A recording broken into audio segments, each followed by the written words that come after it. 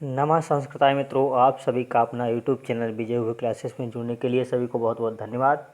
आज जो है संस्कृत का अगला practice set number 3 UP TET, यस टेट, सी टेट और आल टेट के लिए और अन्य जो है प्रतियोगी परीक्षाओं के लिए बहुत ही महत्वपूर्ण प्रश्न होंगे। तो चलिए स्टार्ट करते हैं। पहला प्रश्न आज का है, और जो है आपके सभी मित्र जो है चैनल को सब्सक्राइब कर लें और बेल आइकन को प्रेस करें ताकि जो है जो नोटिफिकेशन हमारे द्वारा वीडियो बनाई गई का नोटिफिकेशन आप सभी तक समय से पहुंच सके। तो जो है ये काम जरूर करें। और वीडियो के लिंक में हम जो है आप अपना टेलीग्राम ग्रुप चैनल की लिंक भी लगा दे रहे हैं, तो आप लोग टेलीग्राम से अवश्य जुड़ें। तो चलिए स्टार्ट करते हैं। अगला पहला प्रश्न है, अष्टाध्यायी के लेखक हैं। तो ए ऑप्शन में कात्यायन, बी ऑप्शन में पतंजलि, सी ऑप्शन में पाणिनि, डी ऑप्शन में शाकटायन। तो अष्टाध्यायी के लेखक हमारे कौन हैं? तो अष्टाध्यायी जो है ग्रंथ है इसको पाणिनि महोदय ने लिखा है। तो इसका विकल्प हमारा कौन सा सही होगा? सी विकल्प सही होगा, पाणिनि। अगला है, अयाधि संधि का सूत्र होता है। तो वृद्धिरेच ए ऑप्शन, बी ऑप्शन में आदगुणा, सी ऑप्शन में इको एड़ची और डी ऑप्शन में एचो अयवायवा। ये अयाधि संधि का है सूत्र, एचो अयवायवा। ये आदगुण है, ये गुण संधि का है। इको एड़च ये यड़ संधि का है और वृद्धिरेच ये वृद्धि संधि का है। तो अयाधि संधि का पूछा गया है तो एचो अयवायवा, ये डी ऑप्शन इसका सही होगा। क्वेश्चन नंबर 2 का डी ऑप्शन सूत्र सही होगा, एचो अयवायवा। अभ्यंतर प्रयत्न कितने प्रकार के होते हैं? ए ऑप्शन में 4, बी ऑप्शन में 5, सी ऑप्शन में 6, डी ऑप्शन में 7। तो अभ्यंतर प्रयत्न पूछा गया है तो ये 5 प्रकार के होते हैं और बाह्य प्रयत्न जो होते हैं वो 11 प्रकार के होते हैं। तो आपको अभ्यंतर प्रयत्न पूछा गया तो कितने प्रकार के होते हैं? 5 प्रकार के होते हैं। तो इसका विकल्प बी ऑप्शन सही होगा, 5 प्रकार के। अगला है, जस प्रत्याहार के अंतर्गत कौन से वर्ण आते हैं? ज व ग ड़ दस या जब ग या ड़ द स, जब गण द, ज भ ग ड़ द। तो इसमें बताना है जस प्रत्याहार में। तो जबगण 10 सूत्र है, ठीक है। तो जबगण 10 में आपका सूत्र जो आता है तो क्वेश्चन नंबर 4 का जो है कौन सा विकल्प सही होगा? और जबगण 10 ज जो है सा है वो हलंत है तो उसको नहीं जोड़ा जाएगा। तो ज व ग ड़ द, तो इसका विकल्प सी ऑप्शन सही होगा, ज व ग ड़ द। और सा जो है हलंत के अंतर्गत आता है तो इसलिए सा को नहीं जोड़ा गया है। तो जस प्रत्याहार में आता है जबगण 10 का सूत्र। ये जबगण 10 नंबर वाला सूत्र, जबगण 10। तो इसमें इतने वर्ण आते हैं। तो क्वेश्चन 5। अगला प्रश्न है प्रश्न संख्या 5, मूर्धा से बोले जाने वाले वर्णों को चुनिए। तो मूर्धा माने होता है आपका ऋतु रसाणाम मूर्धा, मूर्धन्य वर्ण। तो इसमें सूत्र है ऋतु रसाणाम मूर्धा। तो इसका विकल्प ए ऑप्शन सही होगा सीधे, ऋतु रसाणाम मूर्धा। इसमें री और टा वर्ग, रा और सा, ऋतु रसाणाम सूत्र है तो ऋतु रसाणाम मूर्धा, ये मूर्धन के द्वारा वर्ण चुने गए हैं। अगला, विद्यार्थी, विद्याधन अर्थी में संधि है। तो विद्या में भी आ है और अर्थी में आ है, विद्या में बड़ा आ है और अर्थी में छोटा आ है। तो किससे कौन सी संधि होगी? विद्या प्लस अर्थी में दीर्घ संधि या यण संधि या गुण संधि या वृद्धि संधि। तो सभी मित्र इसका आंसर देंगे कमेंट में, क्या होगा? विद्या प्लस अर्थी में संधि। तो क्वेश्चन नंबर 6 का जो है ए विकल्प सही होगा, विद्याधन अर्थी में होता है दीर्घ संधि होती है, ठीक है। बड़ा आ और छोटा आ को मिला के दीर्घ आ हो गया तो दीर्घ संधि। अगला है, चक्रपाणी में समास, अव्ययीभाव समास या बहुव्रीहि या द्विगु या द्वंद्व। तो क्या होगा? चक्रपाणी में समास बताना है। तो सभी मित्र इसका आंसर दें। तो चक्रपाणी में समास आपका होता है बहुव्रीहि समास। कौन सा समास होता है? बहुव्रीहि समास होता है। अगला है, वृक्षात पत्राणि पतन्ति में वृक्षात में कौन सी विभक्ति है? तो वृक्षात पत्राणि पतन्ति में वृक्षात में कौन सी विभक्ति है? ए ऑप्शन में तृतीया, बी ऑप्शन में चतुर्थी, सी ऑप्शन पंचमी, डी ऑप्शन में द्वितीया। तो ये जो होता है रामः रामम रामेण रामात्, पंचमी विभक्ति होती है। जैसे वृक्षा वृक्षम, वृक्षेण, वृक्षाय, वृक्षात। ठीक है, तो ये होता है पंचमी विभक्ति। तो क्वेश्चन नंबर 8 का जो है हमारा सी विकल्प सही होगा, पंचमी विभक्ति होती है पंचमी विभक्ति। अगला प्रश्न है 9, प्रश्न संख्या 9। वयम जलम पश्यामः का कर्मवाच्य होगा।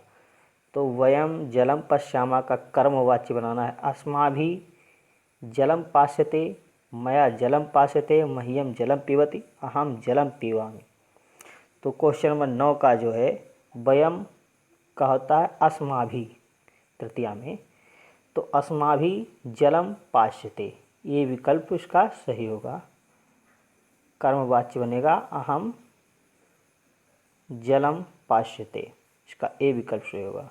अगला पीतः में प्रकृति प्रत्यय होगा, पीधनत्वा और पाधन अत, पाधनतः, पिबधन अत।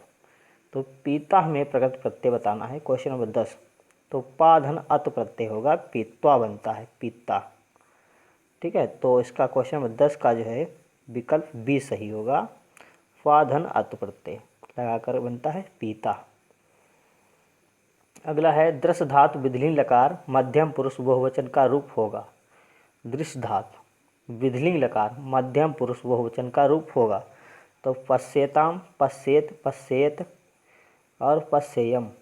तो क्वेश्चन नंबर 11 का जो है सी विकल्प सही होगा, पश्येत बनता है। क्या बनेगा विधिलिंग लकार मध्यम पुरुष बहुवचन में पश्येत बनेगा। अगला है नदः, नद्या।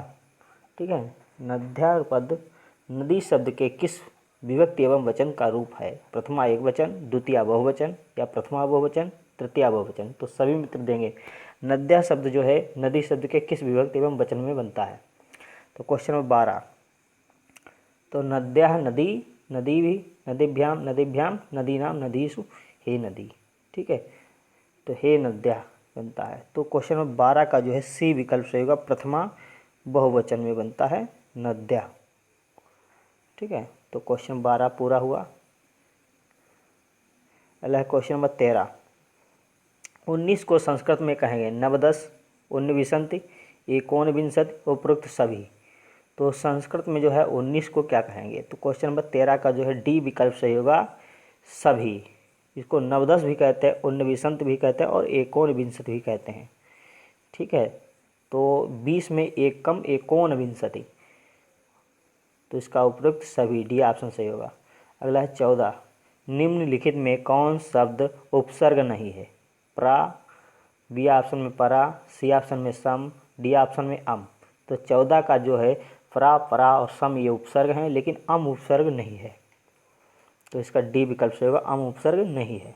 अगला है निम्नलिखित विलोम शब्दों में अशुद्ध युग्म को चुनिए। रुग्ण रोगी, शोका आनंद, महायोगी महाभोगी, मलिनम पवित्रम। तो क्वेश्चन नंबर 15 का जो है रुग्ण रोगी ये अशुद्ध युग्म चुना गया है। ठीक है, तो इसका विकल्प ए सही होगा, रुग्ण रोगी ये अशुद्ध वाक्य है। तो 15 का ए विकल्प सही हो गया। अभिज्ञान शाकुंतलम में कितने अंक हैं? तो ए ऑप्शन में 5, बी ऑप्शन में 6, सी ऑप्शन में 7, डी ऑप्शन में 9। तो अभिज्ञान शाकुंतलम में कितने अंक हैं पूछा गया है। ठीक है, अभिज्ञान शाकुंतलम ये भी का, ठीक है, तो इसमें पूछा अंक पूछा गया है। तो अभिज्ञान शाकुंतलम में कितने अंक होते हैं? तो 7 अंक होते हैं। ठीक है, अभिज्ञान शाकुंतलम में 7 अंक होते हैं। सी विकल्प से होगा, एक कालिदास की रचना है।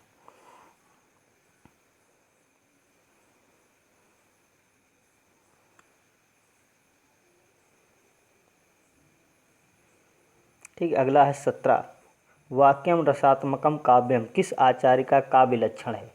ये ऑप्शन विश्वनाथ, बी ऑप्शन में मम्मट, सी ऑप्शन में दंडी, डी ऑप्शन में आनंदवर्धन। तो वाक्यम रसात्मकम काव्यम किस आचार्य का काव्य लक्षण है? तो क्वेश्चन 17 का जो है सभी मित्र आंसर देंगे। तो वाक्यम रसात्मकम काव्यम ये विश्वनाथ का कथन है। तो ए ऑप्शन इसका सही होगा, विश्वनाथ। अगला संस्कृत में कितने लिंग हैं? ए ऑप्शन में 5, बी ऑप्शन में 2, सी ऑप्शन में 3, डी ऑप्शन में 4। तो संस्कृत में लिंग पूछा गया है तो लिंग 3 ही होते हैं। तो इसका विकल्प सी ऑप्शन सही होगा, 3 लिंग होते हैं। अगला है सतसंगति कथम किन करोति पुंसाम, किस ग्रंथ की सूक्ति है? सतसंगति कथम किम न करोति पुंसाम, किस ग्रंथ की सूक्ति है? कादम्बरी की है या निशतकम की या पंचतंत्र की है या सुहासित रत्नावली की है? तो क्वेश्चन नंबर 19 का जो है सभी मित्र आंसर देंगे। तो ये नीत शतकम की सूक्त है, नीत शतकम की। अगला है क्वेश्चन नंबर 20, मुझे पढ़ना अच्छा लगता है, इसका अनुवाद होगा मह्यम पठनम रोचति, माम पठनम रोचते, अहम पठनम रोचते। डी ऑप्शन में मह्यम पठनम रोचते। तो मुझे पढ़ना अच्छा लगता है, तो इसका क्वेश्चन नंबर 20 का जो है डी विकल्प सही होगा। मह्यम माने मुझे, पढ़ना माने पठनम, अच्छा लगता है रोचते माने अच्छा लगता है। तो इसका डी विकल्प सही होगा, मह्यम पठनम रोचते, डी विकल्प सही होगा। अगला है गीता महाभारत के किस पर्व से लिया गया है? तो सभा पर्व से या उद्योग पर्व से, सी ऑप्शन भीष्म पर्व से, डी ऑप्शन में आदि पर्व से। गीता महाभारत के किस पर्व से लिया गया है? तो क्वेश्चन नंबर 21 का सभी मित्र आंसर देंगे। तो गीता महाभारत के किस पर्व से लिया गया है? तो भीष्म पर्व से लिया गया है। इसका सी विकल्प सही होगा, भीष्म पर्व। अगला है संधि शब्द में, मतलब संधि पद में लिंग है। तो संधि पद में लिंग पूछा गया है, जो संधि शब्द है इसमें लिंग पूछा गया है, स्त्रीलिंग है या नपुंसक लिंग है या वह लिंग है या पुल्लिंग है। तो संधि पद में लिंग बताना है आपको। तो सभी मित्र इसका आंसर दें कमेंट में। तो हाँ 22 का उत्तर दें सभी मित्र। तो 22 का डी ऑप्शन सही होगा, पुल्लिंग। जो संधि शब्द है वो हमेशा पुल्लिंग ही रहता है। अगला है निष्ठा संज्ञक प्रत्यय कौन है? तो ए ऑप्शन में श्रत प्लस सानच, बी ऑप्शन में अत अतवत और उर्वल धन त्रच, तव्यत और अन्यर। तो निष्ठा संज्ञक अत अतवत निष्ठा, सूत्र है अत अतवत निष्ठा। ठीक है, तो अत अतवत ये निष्ठा संज्ञक प्रत्यय दो हैं। तो ऑप्शन बी ऑप्शन सही होगा इसका, अत अतवत प्रत्यय, बी ऑप्शन सही होगा इसका क्वेश्चन नंबर 23 का। अगला है क्वेश्चन नंबर 24, करुण रस का स्थायी भाव है हास, बी ऑप्शन में शोक, सी ऑप्शन में उत्साह, डी ऑप्शन में रौद्र। तो करुण रस का स्थायी भाव बताएं, सभी मित्र उत्तर दें। तो करुण रस का स्थायी भाव शोक होता है, शोक होता है। तो इसका बी ऑप्शन सही होगा, शोक। अव्ययी भाव समास किस लिंग में होता है? नित्य पुल्लिंग में, नित्य स्त्रीलिंग में, नित्य नपुंसक लिंग में, डी ऑप्शन में उपरोक्त सभी। तो अव्ययी भाव समास किस लिंग में होता है? तो क्वेश्चन नंबर 25 का जो है सी विकल्प होगा, अव्ययी भाव समास जो है नित्य नपुंसक लिंग में होता है, नित्य नपुंसक लिंग में होता है अव्ययी भाव समास। तो सी विकल्प इसका सही होगा। अगला क्वेश्चन नंबर 26, भाषा कौशल के प्रकार। ये शिक्षण से प्रश्न है, तो आपके परीक्षा में ये आते हैं, टेट और सुपर टेट में भी, सीटेट में भी। तो आपका बताना है भाषा कौशल के प्रकार कितने होते हैं? ए ऑप्शन में 2, बी ऑप्शन में 3, सी ऑप्शन में 4 और डी ऑप्शन में 5। सभी मित्र आंसर दें। हाँ ठीक, अच्छे से आंसर देते रहे सभी मित्र कमेंट में। भाषा कौशल के प्रकार हैं 2, आप 3, 4 या 5। तो क्वेश्चन नंबर 26 का जो है सी विकल्प से होगा, भाषा कौशल के प्रकार हैं वो 4 प्रकार होते हैं। ठीक है, सुनना, बोलना, पढ़ना और लिखना। यस बी पी एल, ठीक है, ये सूत्र कहता है, शार्ट ट्रिक है इसकी, यस बी पी एल। अगला है क्वेश्चन नंबर 27, नाटक को किसके अंतर्गत सम्मिलित किया गया है? श्रव्य साधन या दृश्य साधन, दृश्य श्रव्य साधन, उपरोक्त सभी। तो नाटक को किसके अंतर्गत सम्मिलित किया जाता है? दृश्य साधन में या श्रव्य साधन में या दृश्य श्रव्य दोनों में, या उपरोक्त सभी। तो क्वेश्चन नंबर 27 का जो है सी विकल्प से होगा, नाटक को जो है दृश्य श्रव्य साधन दोनों में शामिल किया जाता है। तो सी विकल्प इसका सही होगा, दृश्य श्रव्य साधन। अगला क्वेश्चन नंबर 28, शब्दावली को वर्गीकृत करके सरल संस्कृत भाषा का रूप प्रस्तुत किया गया है। शब्दावली को वर्गीकृत करके सरल संस्कृत भाषा का रूप प्रस्तुत किया गया है, भंडारकर में या हार्वर्ड विधि के द्वारा, और सी ऑप्शन में दोनों, या डी ऑप्शन में दिया दोनों में से कोई नहीं। तो शब्दावली को वर्गीकृत करके सरल संस्कृत भाषा का रूप प्रस्तुत किया है भंडारकर विधि में या हार्वर्ड विधि में या दोनों में, या इनमें से कोई नहीं। तो 28 का जो है ये ऑप्शन सही होगा, भंडारकर विधि में प्रस्तुत किया गया है। 28 का बी ऑप्शन, ए ऑप्शन सही होगा, भंडार कर विधि।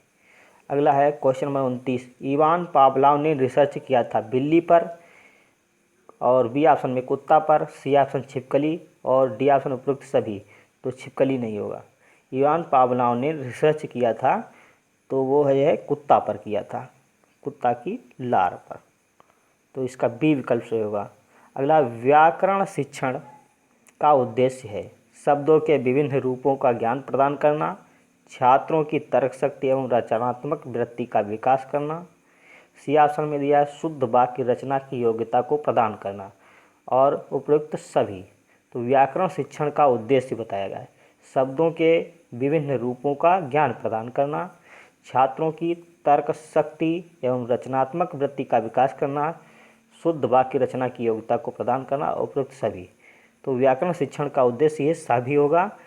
ठीक है, तो इसका डी विकल्प सही होगा क्वेश्चन नंबर 30 का। तो आज के ये टास्क आपके समझ 30 प्रश्न पूरे हुए, और ये तीसरा प्रैक्टिस सेट। जो टेट में आपके 30 प्रश्न पूछे जाते हैं, सुपर टेट में 10 प्रश्न आते हैं। तो आपको वीडियो अच्छा लगे तो लाइक, और जो है वीडियो को अधिक से अधिक मित्रों को शेयर भी करें, और जो नए मित्र हमारे साथ जुड़ रहे हैं वो चैनल को सब्सक्राइब करें, और वीडियो के नीचे डिस्क्रिप्शन बॉक्स में जो है टेलीग्राम चैनल की लिंक है उसको भी जो है जोड़ें, उसमें जुड़ें, और वीडियो को अच्छे से अच्छे देखते रहें। हमारे द्वारा निःशुल्क क्लासें जो ली जा रही हैं आप अच्छे से पढ़ें, और जो है आपकी जूनियर एडेड की भर्ती जो 17 तारीख को 17 अक्टूबर को होनी है, इसमें आपको बहुत ही लाभ मिलेगा। सभी मित्रों को बहुत बहुत धन्यवाद हमारे साथ बने रहने के लिए। तो कल फिर मिलते हैं, सभी को नमः संस्कृत।